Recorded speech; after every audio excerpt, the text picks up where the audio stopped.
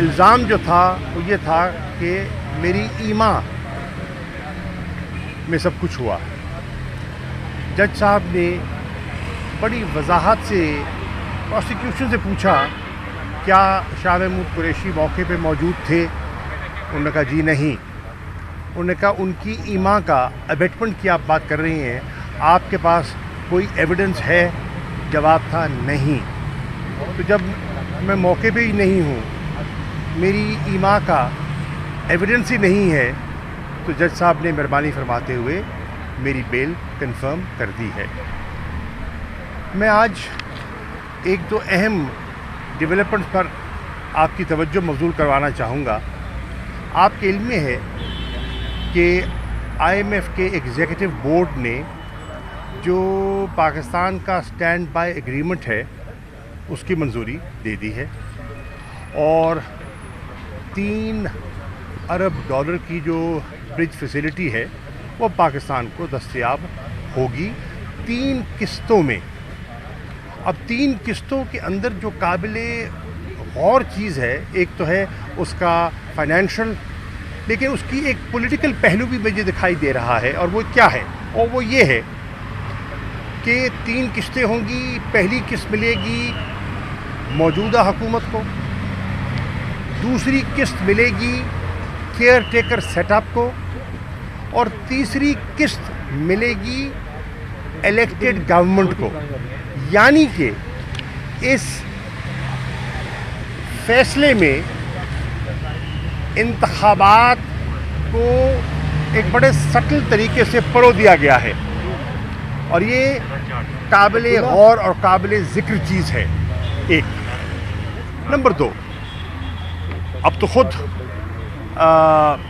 Peoples party کہہ چکی ہے کہ انہوں نے، اور وہ کابینہ کا حصہ ہے، حکومت کا حصہ ہے، کابینہ نے فیصلہ کرنا ہے، اور وہ کہہ رہے ہیں کہ ہم کابینہ سے درخواست کرنے جا رہے ہیں کہ 8 اگست کو اسمبلیاں تحلیل کر دی جائیں.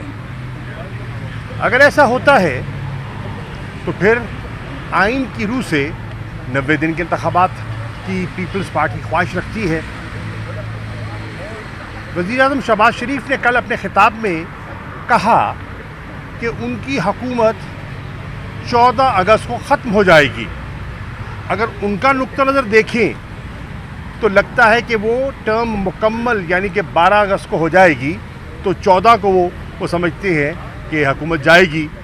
یعنی کہ ان کی کوشش ہے کہ انتخابات 60 دنوں میں ہوں.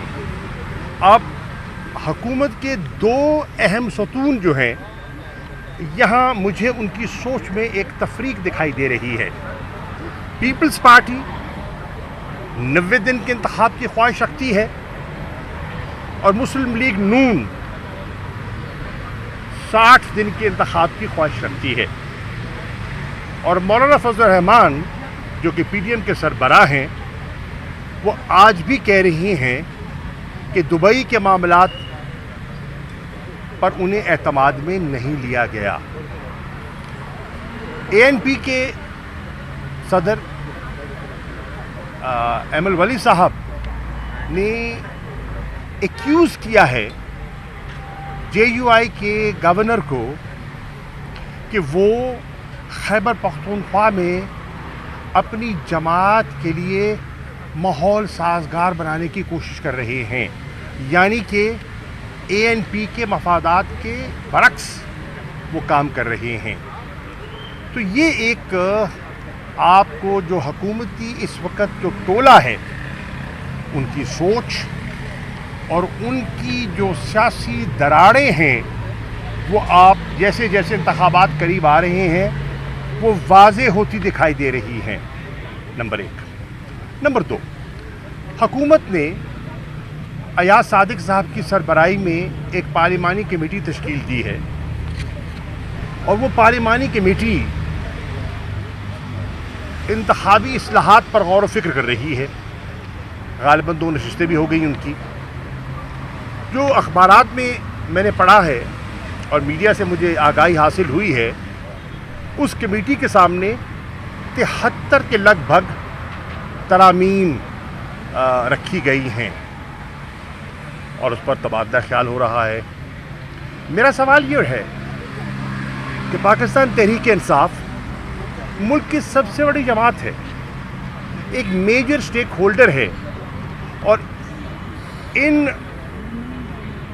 یہ جو کمیٹی کے سامنے جو مذاکرات ہو رہے ہیں, جو تبادلہ خیال ہو رہا ہے, وہاں تحریک انصاف کو دعوت نہیں دی گئی. سوال ہے کیوں؟ کیا وہ سٹیک ہولڈر نہیں ہے؟ کیا ان کی اوپینین درکار نہیں ہے؟ کیا کنسنسس, ایک پولیٹیکل کنسنسس بلڈ کرنے کے لیے, بہتری کے لیے یہ مناسب نہ ہوتا کہ ان کو بھی دعوت دی جاتی؟ چنانچہ میں ایاز صادق صاحب کو, جو کمیٹی کے سربراہ ہیں, ہمارے اسپیکر رہے ہیں, ان سے درخواست کروں گا, اینڈ بظاہر ایک فیئر انسان دکھائی دیتے ہیں, میں ان سے گزارش کروں گا کہ اگلی نشست میں آپ تحریک انصاف کو نمائندگی دیجیے. اگر ہم نیشنل اسمبلی میں نہیں ہیں تو سینٹ میں تو موجود ہیں. میں پرپوز کر رہا ہوں ان کی کنسیڈریشن کے لیے کہ سید علی ظفر سینیٹر ہیں, پارٹی کے اور لا نوئنگ ہیں, وہ اور ہمارے کچھ سینیٹرز کو شامل کر کے ہمارا نقطہ نظر بھی شامل کر لیں, کیونکہ اگر انتخابات ہونے ہیں تو ان انتخابات کی اونرشپ بہت ضروری ہے. ایک لیول پلینگ فیلڈ کا تاثر ہونا بہت ضروری ہے. اگر ایسا نہیں ہوتا تو انتخابات پر بلا وجہ سوالیہ نشان کھڑے ہو جائیں گے. اور میری مؤدبانہ گزارش ہے کہ اس کمیٹی کو فراخ دلی سے تحریک انصاف کو دعوت دینی چاہیے اور ان کا نقطہ نظر بھی سننا چاہیے. میری اگلی بات جو میں کرنا چاہ رہا ہوں وہ یہ ہے کہ MDIMF نے اپنا ایک جائزہ رپورٹ آج شائع کی ہے, میری نظر سے گزری ہے. اس جائزہ رپورٹ میں انہوں نے سٹینڈ بائی ایگریمنٹ کے ساتھ بہت سی کنڈیشنالٹیز کا ذکر کیا ہے کہ اگر سٹینڈ بائی ایگریمنٹ نے پایا تکمیل کو پہنچنا ہے تو آپ کو یہ اصلاحات کرنی ہوں گی, یعنی کہ آپ کو یہ اقدامات اٹھانے ہوں گے. اور اس کی تفصیل میں نہیں جاتا کیونکہ آپ کے سامنے وہ دستیاب ہے اور آپ ان کی ویب سائٹ سے حاصل کر سکتے ہیں.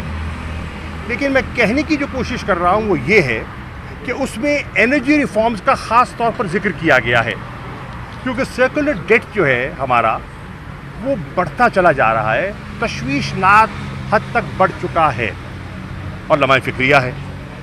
اس پہ وہ کہہ رہے ہیں, ان ادر ورڈز وہ سجیسٹ کر رہے ہیں کہ آپ کو سرکولر ڈیٹ کو ایک معقول حد تک رکھنے کے لیے آپ کو مزید ٹیرف بڑھانا پڑے گا.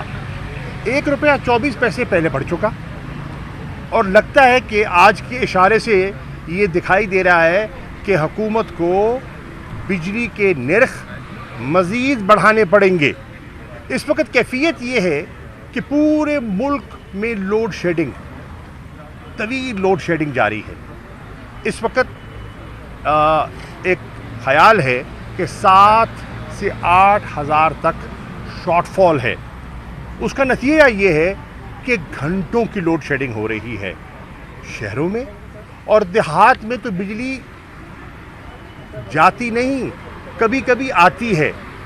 12 14 گھنٹوں کی اس گرمی کے عالم میں, اس حبس کے عالم میں لوگ جو ہے وہ لوڈ شیڈنگ برداشت کر رہے ہیں, اور اس کے اوپر مزید جو ہے ٹیرف بڑھانے کی انہیں نوید سنا دی گئی ہے. مجھے افسوس سے کہنا پڑ رہا ہے اس حکومت نے بہت تاخیر کی, اور یہ سٹینڈ بائی ایگریمنٹ اگر ان میں یکسوئی ہوتی تو آج سے 8-9 ماہ پہلے یہی رزلٹ آ جاتا جو آج آیا ہے. مفتاح اسماعیل صاحب اور ڈار صاحب کی سوچ کی خلیج جو ہے وہ آپ کے سامنے ہے, اور ڈار صاحب کو ریٹریٹ کرنا پڑا, اور جو مفتاح اسماعیل کہہ رہے تھے آج لگتا ہے ان کی بات میں زیادہ وزن دکھائی دے رہا ہے.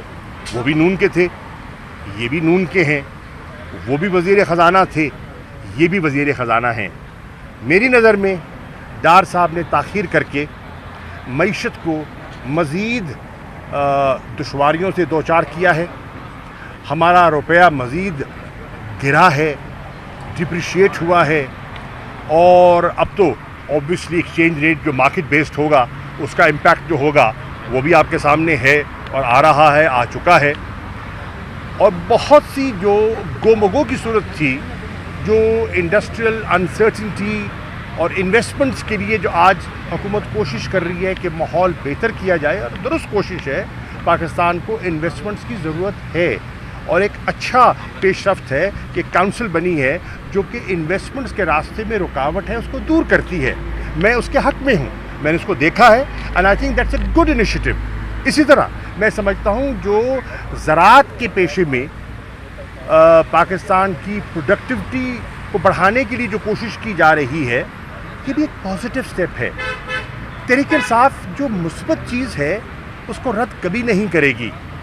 ہمارا مفاد اس ملک کے مفاد سے جڑا ہوا ہے, اور جو پاکستان کی عوام کی بہتری ہے اگر اس کی طرف کوئی بھی قدم لیتا ہے تو ہمیں فراخ دلی سے اس مثبت قدم کو اپنانا چاہیے, اس کی تائید کرنی چاہیے. میں سمجھتا ہوں کہ پاکستان کے زرعی سیکٹر میں بے پناہ پوٹینشیل موجود ہے, اور اگر صحیح اصلاحات کی جائے اور انویسٹمنٹس کو اٹریکٹ کیا جائے, ٹیکنالوجی ٹرانسفر کو اٹریکٹ کیا جائے, پاکستان کی پروڈکٹیوٹی, ایگریکلچر پروڈکٹیوٹی بڑھ سکتی ہے.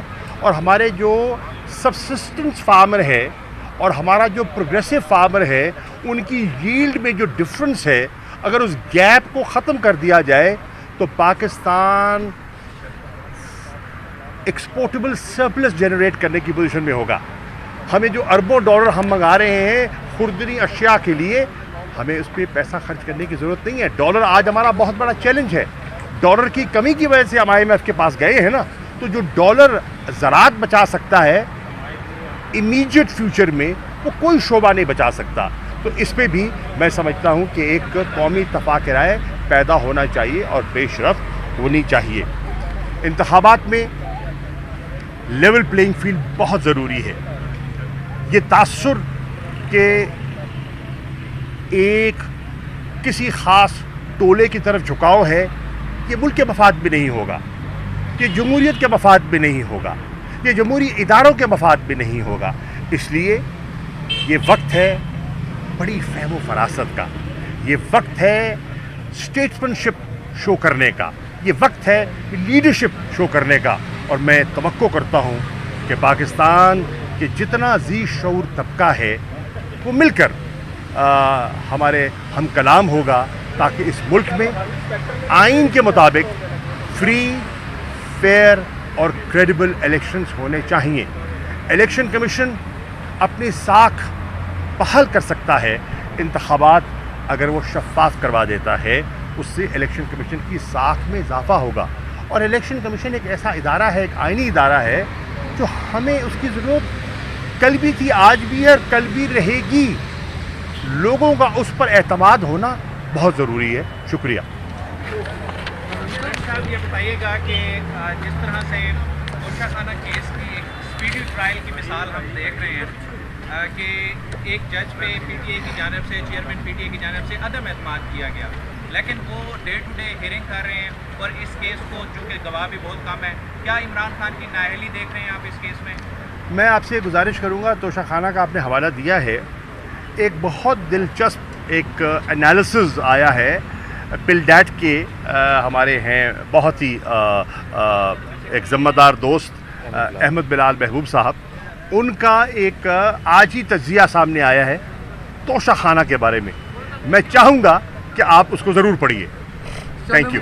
جیسے ہم نے دیکھا کہ پاکستان تحریک انصاف کے بعد اس کے اوپر ایک میجر کریک ڈاؤن کیا گیا, مگر KP میں اس طرح کا میجر کریک ڈاؤن نہیں ہوا ہے جماعت کے خلاف. کیا کوئی سیٹلمنٹ ہو رہی ہے آئندہ انتخابات میں کہ KP کو ایک بار پھر PTI؟ میری آپ سے گزارش ہوگی کہ خیبر پختونخوا کے وہاں کے آپ کے جو کورسپونڈنٹ ہیں یا میڈیا کے دوست ہیں, ان سے رجوع کیجئے, وہ آپ کو حالات حاضرہ سے صحیح آگاہ کریں گے. لگتا ہے کہ آپ کی معلومات ناکافی ہیں. Thank you. بیل کی کنفرمیشن کے لیے جسٹس جہانگیری صاحب نے میرا کیس سنا, مجھ پر الزام جو تھا وہ یہ تھا کہ میری ایما میں سب کچھ ہوا. جج صاحب نے بڑی وضاحت سے پروسیکیوشن سے پوچھا کیا شاہ محمود قریشی موقع پہ موجود تھے. انہوں نے کہا جی نہیں. انہوں نے کہا ان کی ایما کا ابیٹمنٹ کی آپ بات کر رہی ہیں, آپ کے پاس کوئی ایویڈنس ہے؟ جواب تھا نہیں. تو جب میں موقع پہ ہی نہیں ہوں, میری ایما کا ایویڈنس ہی نہیں ہے, تو جج صاحب نے مہربانی فرماتے ہوئے میری بیل کنفرم کر دی ہے. میں آج ایک دو اہم ڈیولپمنٹس پر آپ کی توجہ مبذول کروانا چاہوں گا. آپ کے علم میں ہے کہ IMF کے ایگزیکٹو بورڈ نے جو پاکستان کا سٹینڈ بائی ایگریمنٹ ہے اس کی منظوری دے دی ہے, اور $3 ارب کی جو برج فیسلٹی ہے وہ پاکستان کو دستیاب ہوگی 3 قسطوں میں.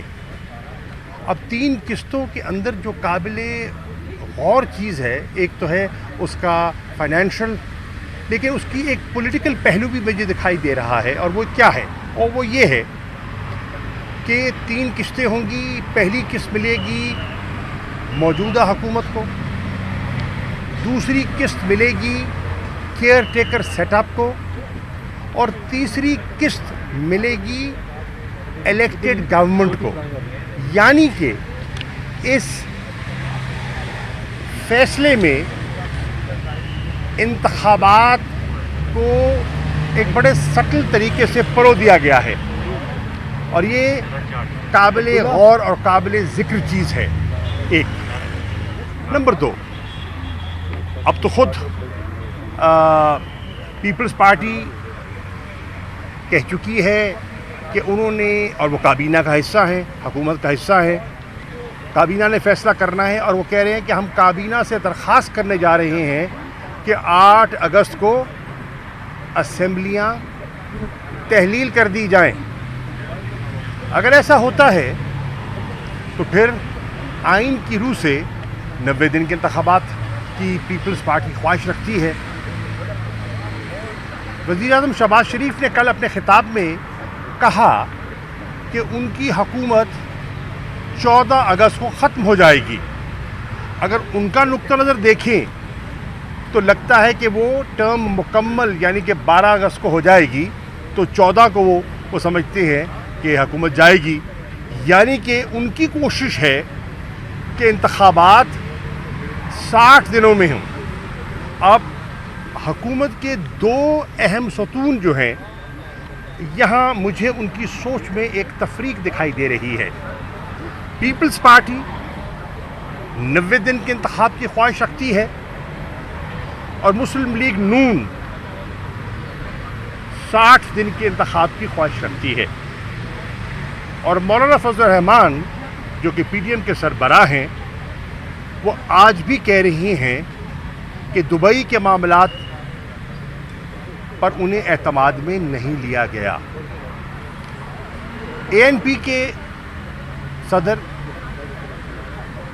ایمل ولی صاحب نے ایکیوز کیا ہے JUI کے گورنر کو کہ وہ خیبر پختونخوا میں اپنی جماعت کے لیے ماحول سازگار بنانے کی کوشش کر رہے ہیں, یعنی کہ ANP کے مفادات کے برعکس وہ کام کر رہے ہیں. تو یہ ایک آپ کو جو حکومتی اس وقت جو ٹولہ ہے ان کی سوچ اور ان کی جو سیاسی دراڑیں ہیں وہ آپ جیسے جیسے انتخابات قریب آ رہے ہیں وہ واضح ہوتی دکھائی دے رہی ہیں. نمبر 1.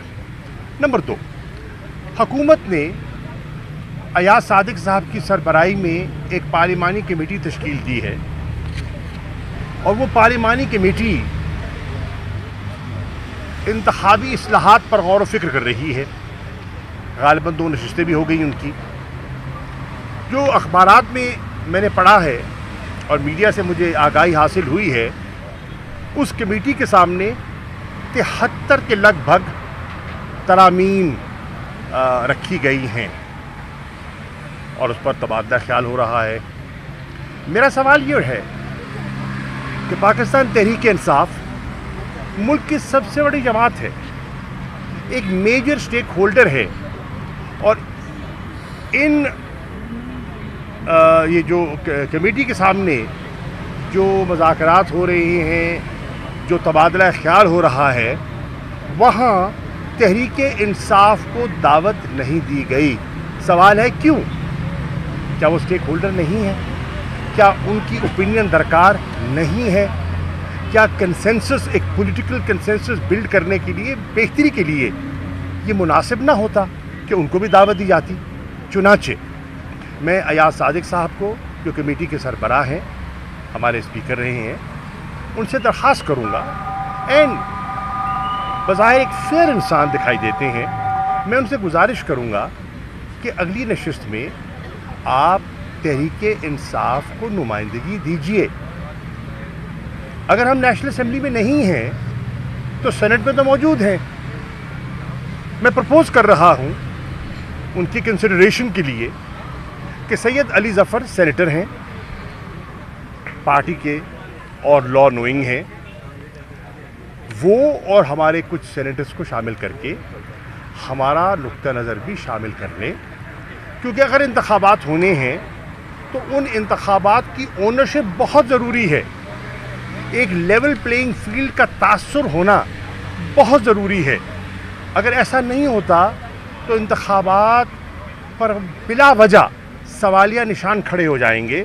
اور میری مؤدبانہ گزارش ہے کہ اس کمیٹی کو فراخ دلی سے تحریک انصاف کو دعوت دینی چاہیے اور ان کا نقطہ نظر بھی سننا چاہیے. میری اگلی بات جو میں کرنا چاہ رہا ہوں وہ یہ ہے کہ MDIMF نے اپنا ایک جائزہ رپورٹ آج شائع کی ہے, میری نظر سے گزری ہے. اس جائزہ رپورٹ میں انہوں نے اسٹینڈ بائی ایگریمنٹ کے ساتھ بہت سی کنڈیشنالٹیز کا ذکر کیا ہے کہ اگر اسٹینڈ بائی ایگریمنٹ نے پایا تکمیل کو پہنچنا ہے تو آپ کو یہ اصلاحات کرنی ہوں گی, یعنی کہ آپ کو یہ اقدامات اٹھانے ہوں گے. اور اس کی تفصیل میں نہیں جاتا کیونکہ آپ کے سامنے وہ دستیاب ہے اور آپ ان کی ویب سائٹ سے حاصل کر سکتے ہیں. لیکن میں کہنے کی جو کوشش کر رہا ہوں وہ یہ ہے کہ اس میں انرجی ریفارمز کا خاص طور پر ذکر کیا گیا ہے, کیونکہ سرکولر ڈیٹ جو ہے ہمارا وہ بڑھتا چلا جا رہا ہے, تشویشناک حد تک بڑھ چکا ہے اور لمحہ فکریہ ہے. اس پہ وہ کہہ رہے ہیں, ان ادر ورڈز وہ سجیسٹ کر رہے ہیں کہ آپ کو سرکولر ڈیسٹ کو ایک معقول حد تک رکھنے کے لیے آپ کو مزید ٹیرف بڑھانا پڑے گا.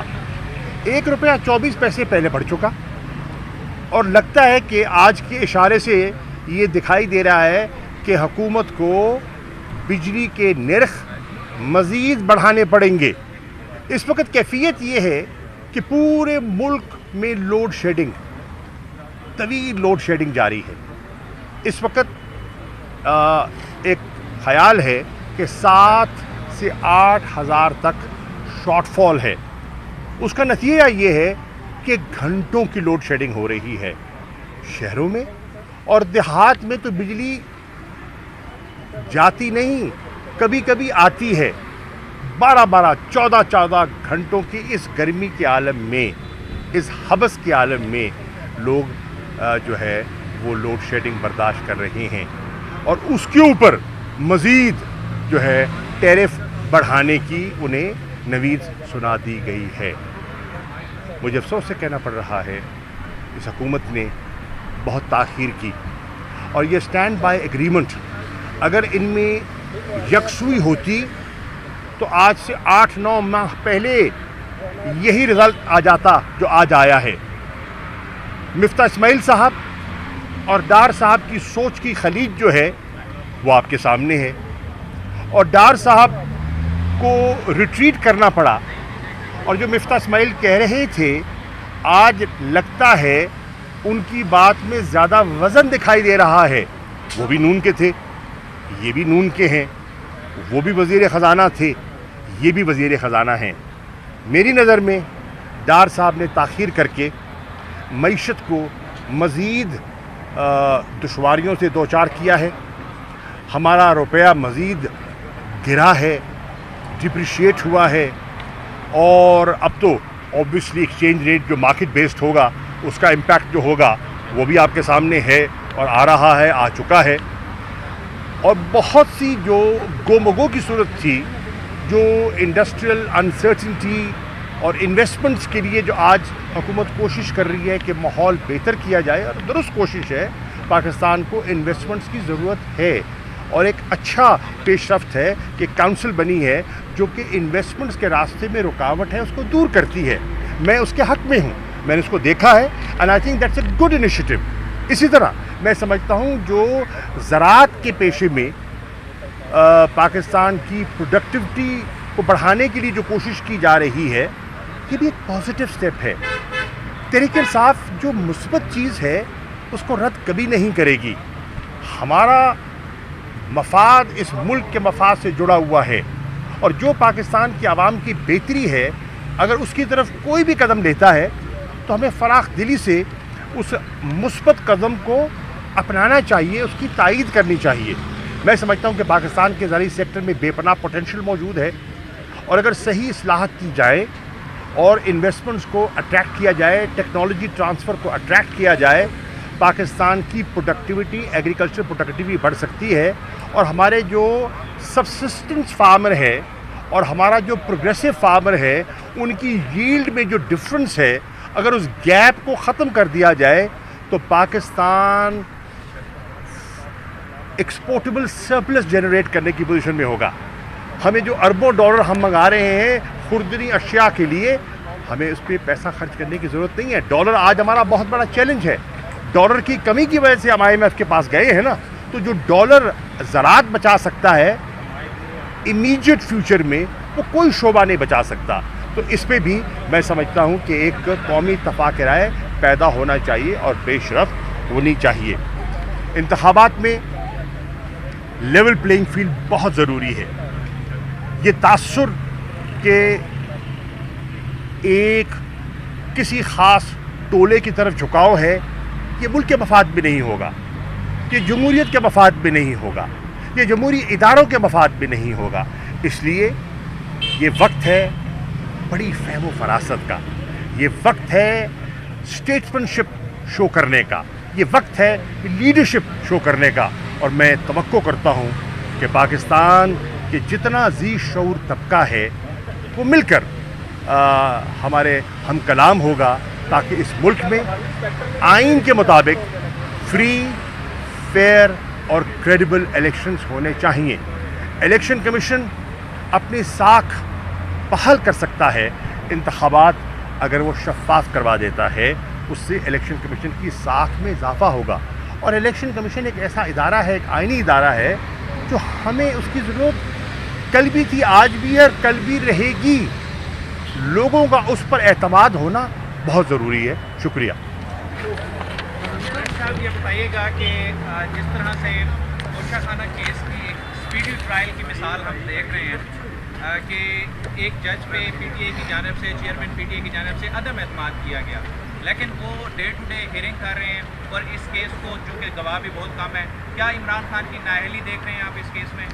میں آپ سے گزارش کروں گا, توشہ خانہ کا آپ نے حوالہ دیا ہے, ایک بہت دلچسپ ایک انالیسز آیا ہے پل ڈیٹ کے, ہمارے ہیں بہت ہی ایک ذمہ دار دوست احمد بلال محبوب صاحب, ان کا ایک آج ہی تجزیہ سامنے آیا ہے توشہ خانہ کے بارے میں. میں چاہوں گا کہ آپ اس کو ضرور پڑھیے. Thank you. جیسے ہم نے دیکھا کہ پاکستان تحریک انصاف کے بعد کے اوپر ایک میجر کریک ڈاؤن کیا گیا, مگر KP میں اس طرح کا میجر کریک ڈاؤن نہیں ہوا ہے جماعت کے خلاف. کیا کوئی سیٹلمنٹ ہو رہی ہے آئندہ انتخابات میں کہ KP کو ایک بار پھر PTI؟ میری آپ سے گزارش ہوگی کہ خیبر پختونخوا کے وہاں کے آپ کے جو کورسپونڈنٹ ہیں یا میڈیا کے دوست ہیں, ان سے رجوع کیجئے, وہ آپ کو حالات حاضرہ سے صحیح آگاہ کریں گے. لگتا ہے کہ آپ کی معلومات ناکافی ہیں. Thank you. بیل کی کنفرمیشن کے لیے جس سے جہانگیری صاحب نے میرا کیس سنا, مجھ پر الزام جو تھا وہ یہ تھا کہ मेरी ईमा में सब कुछ हुआ। जज साहब ने बड़ी वजाहत से प्रोसिक्यूशन से पूछा क्या शाह महमूद कुरैशी मौके पे मौजूद थे। उन्होंने कहा जी नहीं। उन्होंने कहा उनकी ईमा का अबेटमेंट की आप बात कर रही हैं, आपके पास कोई एविडेंस है? जवाब था नहीं। तो जब मैं मौके पे ही नहीं हूँ, मेरी ईमा का एविडेंस ही नहीं है, तो जज साहब ने मेहरबानी फरमाते हुए मेरी बेल कंफर्म कर दी है। मैं आज एक दो अहम डेवलपमेंट्स पर आपकी तवज्जो मबज़ूल करवाना चाहूँगा। आपके इल्म में है कि IMF के एग्जीक्यूटिव बोर्ड ने जो पाकिस्तान का स्टैंड बाय एग्रीमेंट है उसकी मंजूरी दे दी है और $3 अरब की जो ब्रिज फैसिलिटी है वो पाकिस्तान को दस्तयाब होगी 3 किस्तों में। अब 3 किस्तों के अंदर जो काबिले गौर चीज़ है, एक तो है उसका फाइनेंशियल, लेकिन उसकी एक पॉलिटिकल पहलू भी मुझे दिखाई दे रहा है। और वो क्या है? और वो ये है कि 3 किस्तें होंगी। पहली किस्त मिलेगी मौजूदा हुकूमत को, दूसरी किस्त मिलेगी केयर टेकर सेटअप को, और तीसरी किस्त मिलेगी इलेक्टेड गवर्नमेंट को। यानी कि इस फैसले में इंतखाबात को एक बड़े सटल तरीके से परो दिया गया है और ये काबिले गौर और काबिले ज़िक्र चीज़ है। एक नंबर 2, अब तो ख़ुद